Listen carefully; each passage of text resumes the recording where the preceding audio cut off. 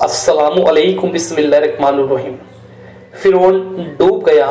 موسیٰ علیہ السلام بنی اسرائیل کو لے کر آگے بڑھے۔ آگے پہنچے تو اللہ تعالیٰ نے حضرت موسیٰ کو کوہ طور پر بلایا اور کہا، ہے موسیٰ، ہم تمہیں اپنی کتاب دیں گے اور کچھ خاص احکامات دیں گے۔ اس کے لیے تمہیں کوہ طور پر آنا پڑے گا۔ 40 دن تک حضرت موسیٰ کوہ طور پہاڑ پر تھے۔ آپ کو ایک بات بتا دیں، حضرت موسیٰ وہ نبی ہیں جس نے اللہ سے ڈائریکٹ بات کی ہے۔ فرشتے بیچ میں نہیں تھے، ڈائریکٹ اللہ سے بات کرتے تھے۔ حضرت موسیٰ نے کہا، ہے اللہ، میں تجھے دیکھنا چاہتا ہوں۔ اللہ نے کہا، لن ترانی، مجھے نہیں دیکھ سکتا۔ کچھ علماء نے کہنا ہے کہ موسیٰ نے کہا، لن ترانی، تو مجھے نہیں دیکھ سکتا۔ اللہ کو کوئی دیکھ نہیں سکتا، مگر یہ بات غلط ہے۔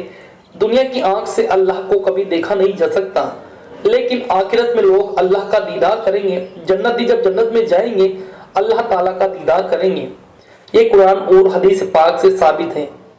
اللہ نے حضرت موسیٰ سے کہا، ہے موسیٰ، تم اس پہاڑ کو دیکھو۔ اس پہاڑ پر ہم زمین اپنی تجلی اتارتے ہیں۔ اگر یہ پہاڑ اپنی جگہ برقرار رہ گیا تو تم مجھے دیکھ لو گے۔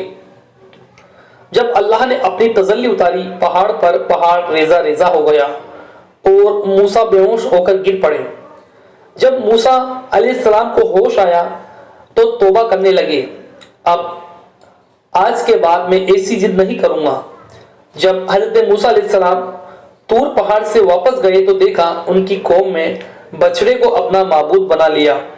ان کی قوم میں سامری نام کا ایک آدمی تھا، اس نے سونے کا ایک بچڑا بنا دیا اور اس نے اس میں ایک سسٹم ڈال دیا، جب ہوا چلتی تب اس میں سے آواز آتی۔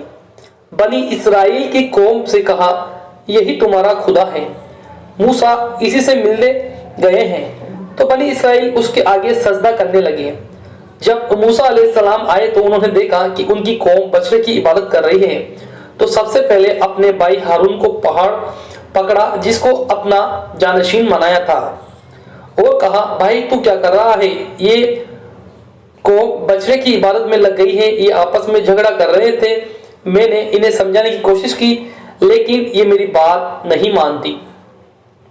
موسیٰ علیہ السلام نے سامری کو بلایا۔ سامری سے کہا، میں نے جبرائیل کے گھوڑے کے پیروں کے نیچے کی مٹی لی ہے اور اس مٹی کو ملا کر میں نے سونے کا بچڑا بنایا ہے تاکہ لوگ اس کی عبادت کریں۔